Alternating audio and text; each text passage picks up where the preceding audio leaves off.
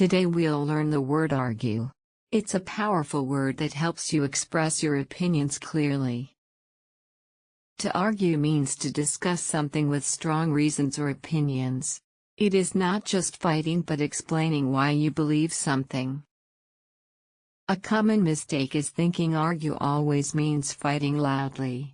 Sometimes arguing is calm and respectful when sharing ideas. You can argue with someone about a topic. We also say argue for or against an idea. Sometimes people argue passionately or quietly. I argue with my brother about which movie to watch.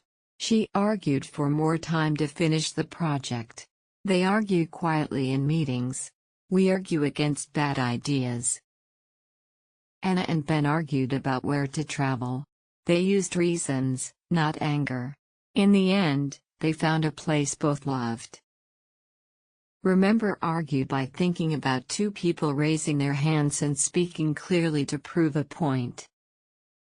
Now you know what argue means. Try using it today and tell someone your opinion.